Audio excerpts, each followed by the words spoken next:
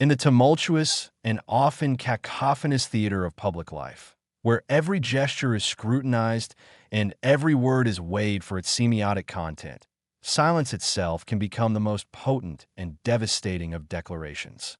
It is not merely an absence of sound, but a deliberate and weaponized void, a statement carved from the very lack of communication.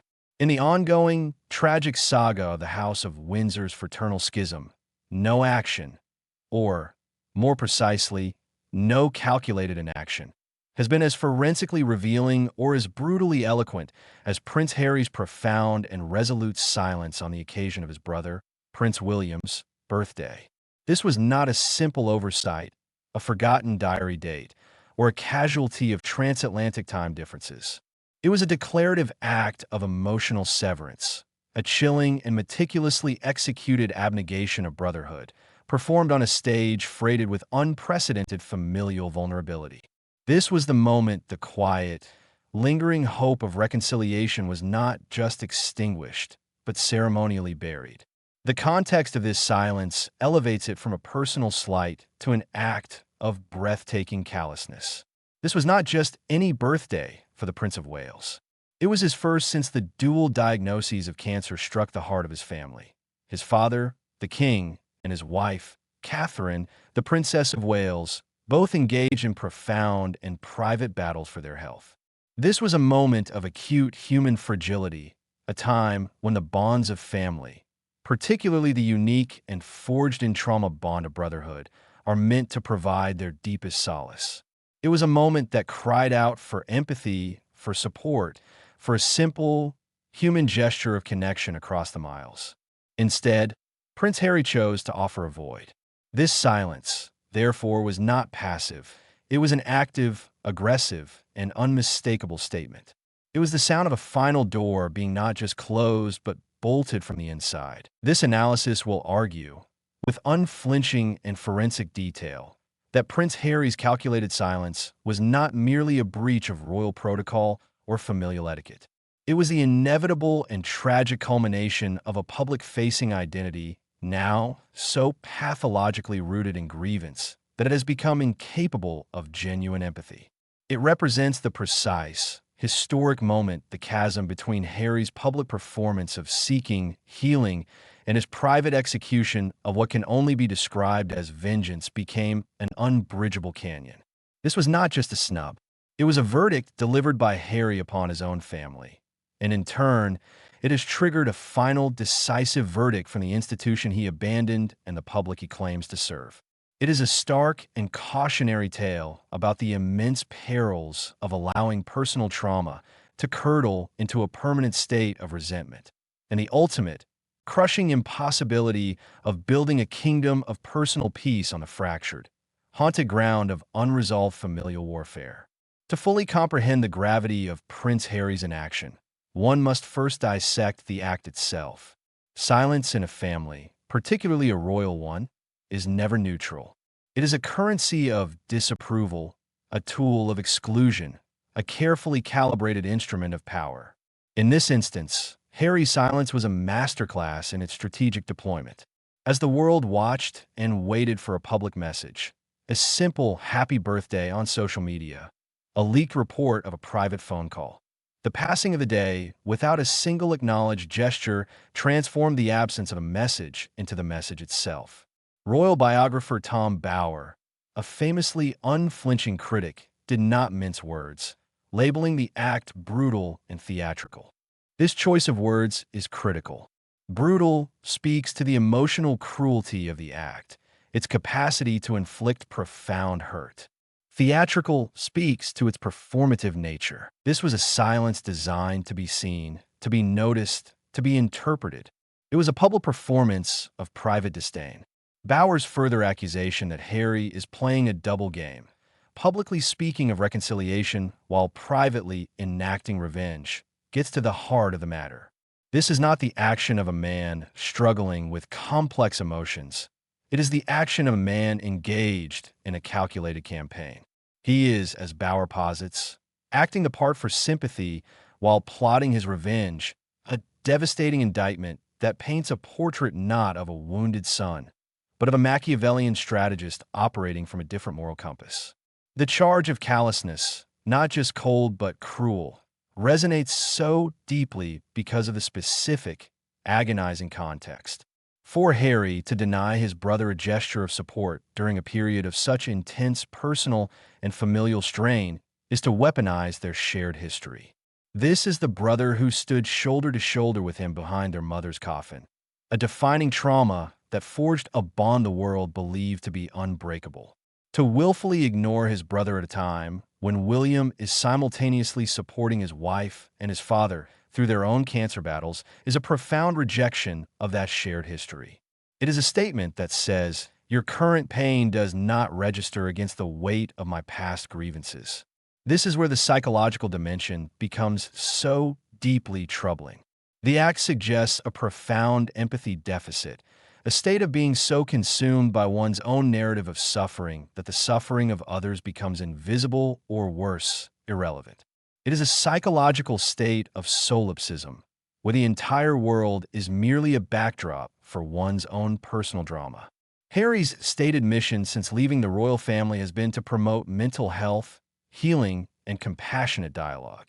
Yet, this single act of silence stands as a monumental contradiction to that entire public-facing brand. It suggests that the healing he champions is a one-way street, a therapeutic process for himself that requires no corresponding empathy or forgiveness for those he perceives as his transgressors.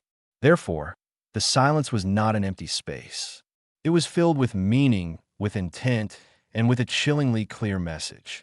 It was a refusal to acknowledge William not just as a brother, but as a man enduring immense personal pressure. It was a public declaration that the schism is not a misunderstanding to be repaired, but a permanent state of affairs to be maintained. It was, in the starkest terms possible, a public act of disowning. What could possibly motivate such a seemingly self-destructive and cruel act? To understand the psychological drivers behind Harry's silence, one must look beyond the immediate spat and delve into the very architecture of his post-royal identity. Since the publication of his memoir, Spare, and the release of his Netflix docuseries, Prince Harry has engaged in a monumental act of public narrative construction. He has meticulously crafted and sold a story in which he is the primary victim of a cold, unfeeling institution and a dysfunctional family. This narrative is not just a story he tells. It is the very foundation upon which his new life, his commercial ventures, and his sense of self are built. This victim-centric identity has become a psychological prison. For Harry to now engage in genuine, unconditional reconciliation with his family, especially with William, would be to invalidate his magnum opus. A true rapprochement would require him to concede that his brother is not the one-dimensional villain depicted in his book, that the institution is not purely malevolent, and that his own role in the fallout was perhaps more complex than he has publicly admitted. To make such concessions would be to undermine the very product he has sold to the world for millions of dollars. It would be an act of psychological and commercial suicide. Therefore, he is locked in a feedback loop of his own making. To maintain the integrity of his narrative, he must perpetuate the conflict. Reconciliation is not the goal. Validation of his grievance is. This explains the stark and jarring contradiction between his words and his actions. Publicly, he performs the language of modern therapy and wellness. He speaks of healing, of being open to dialogue, of missing home, and of praying for peace. These are not lies in his mind. They are expressions of a desired state, but a state that can only be achieved on his own non-negotiable terms. His version of peace and reconciliation appears to be one in which his family capitulates to his narrative, apologizes on his terms, and admits to the injustices he has chronicled. When this is not forthcoming, his response is not dialogue, but punishment. The birthday silence is a form of punishment, a withdrawal of affection and acknowledgement designed to inflict pain and demonstrate the consequences of failing to meet his demands. As one commentator astutely observed, reconciliation doesn't mean posing for magazine covers or hinting at royal forgiveness while selling Netflix deals. It means showing up when it actually matters. Harry's model of reconciliation appears to be purely performative and transactional. He will perform the role of the willing peacemaker for sympathetic media, but he will not perform the actual, difficult, and ego-bruising work of being a family member. This is the double game Bauer described. It is the schism between the public brand of Harry, the healer, and the private reality of Harry, the antagonist. Furthermore, one cannot discount the profound psychological impact of his new environment. In the echo chamber of Montecito, surrounded by a team whose livelihoods depend on the continuation of Brand Sussex, he is likely insulated from dissenting views. He is affirmed in his righteousness, coached in the language of therapeutic grievance, and shielded from the harsh truth of how his actions are perceived by those outside his curated bubble. This creates a dangerous feedback loop where his sense of victimhood is constantly reinforced, and his capacity for self-reflection is diminished. He is the hero of his own story, and in that story, his silence is not an act of cruelty, but an act of self-preservation, a necessary boundary set against toxic people. The tragedy is that he seems utterly unable to perceive the profound toxicity of his own actions. While Harry's silence was designed to be a powerful statement, its most significant impact may have been the powerful response it elicited from the royal family. A response not of anger, but of cold, clear-eyed acceptance. The silence did not break them. It clarified things for them. It was the final piece of evidence needed for the institution and the family to move from a painful state of hopeful conciliation to a pragmatic state of self-preservation. The reported reaction of Catherine, the Princess of Wales, is perhaps the most poignant element of this drama. Described as being incredibly hurt by Harry's absence, her pain is symbolic. For years, Catherine was widely seen as the peacemaker, the one who tried to bridge the growing gap between the two brothers. She was the steady, familial presence who is said to have treated Harry with kindness and affection. For her to be so deeply wounded, especially while enduring her own health crisis, represents the death of the last vestige of hope for a personal, family-led resolution. Harry's silence was not just a snub to William. It was a rejection of Catherine's years of effort and goodwill. It was a signal that the personal bonds she sought to nurture were, in his eyes, meaningless.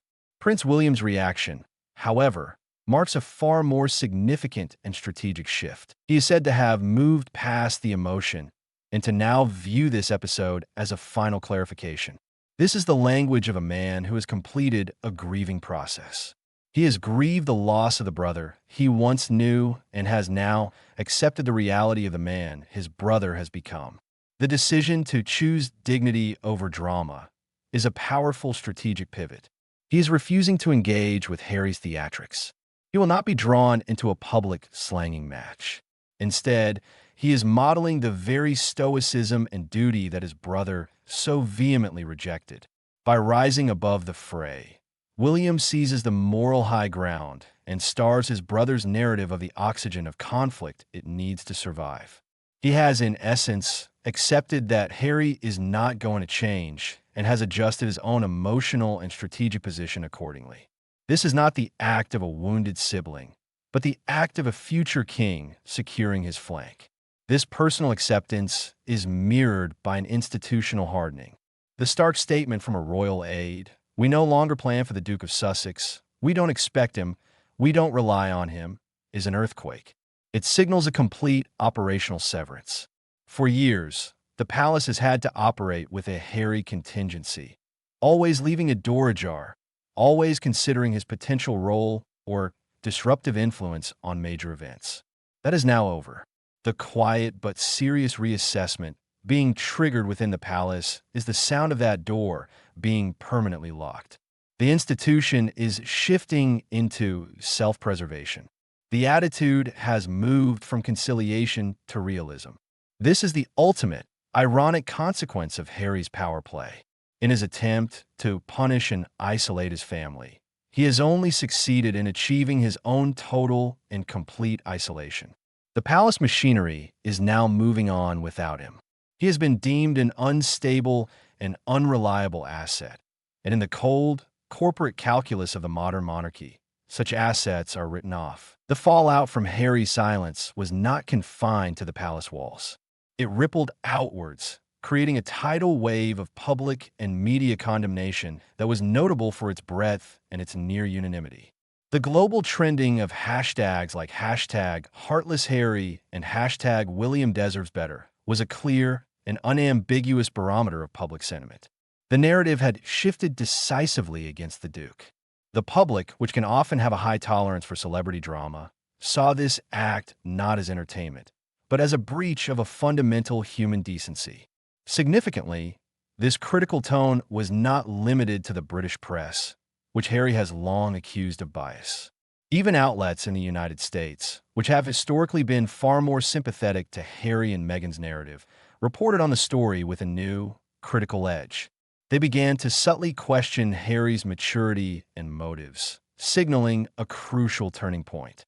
When the American media, his perceived safe harbor, begins to doubt the narrative, the brand is in serious trouble. The consensus was crystallizing. Harry's silence wasn't strength, it was spite masked in the shallow veneer of self-care.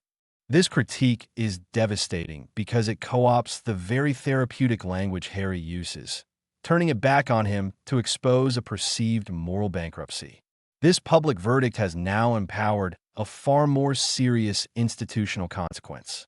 The suggestions by royal experts that Harry should be excluded from any major royal events in the future are no longer fringe opinions. They're logical extensions of the palace's new realist stance. The prospect of him being absent from the king's 60th birthday celebrations in 2026 or future trooping the color ceremonies now seems not only possible, but probable.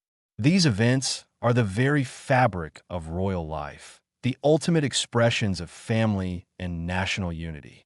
To be excluded from them is to be formally cast out. This is the final, tragic destination of the path Harry chose when he left the royal family. His stated goal was to find freedom and peace. Yet, his actions have led him to a state of profound and seemingly irreversible isolation.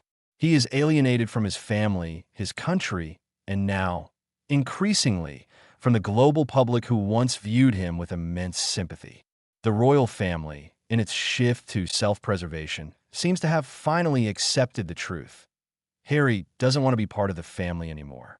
They're simply granting him his unstated wish. In the final analysis, Prince Harry's thunderous silence on his brother's birthday was not an event, but a denouement. It was the inevitable, tragic, and richly symbolic result of a public-facing identity built not on healing, but on the perpetual performance of grievance. It was the moment the chasm between the man who talks endlessly of compassion and the man who acts with such apparent callousness became too vast to ignore. It was the point of ontological finality, where the possibility of what might have been was irrevocably consumed by the reality of what is. Prince Harry presents to the world as a figure trapped in a painful and unsustainable paradox. He is a man publicly defined by the very familial conflict he claims to want to resolve. He is forced by the relentless demands of his own narrative to constantly perform a version of victimhood that, to a growing and vocal majority of the public, now feels profoundly and fundamentally unsympathetic. He has wrapped his personal resentments in the lofty, aspirational language of mental wellness and healing, and the public has finally and decisively seen through the veneer. The future for Prince Harry, in relation to the institution that gave him his name and platform, now looks bleakly clear. It is a future of exclusion, of distance, of irrelevance to the ongoing life of the monarchy. He has achieved the separation he desired, but at the cost of the very connections that once defined him. The royal family, by choosing dignity over drama and realism over hope, has not rejected him. They have simply taken him at his word, or rather, at his silence. The true tragedy of the birthday silence lies not in the momentary pain it caused, but in what it represents psychologically. It marks the critical breaking point where a wounded son seeking freedom becomes a lonely exile of his own making. The chilling silence that emanated from California was not just an absence of a birthday wish. It was the sound of a story that has finally and irrevocably lost its plot. It was the sound of a door, once held hopefully ajar, finally closing for good.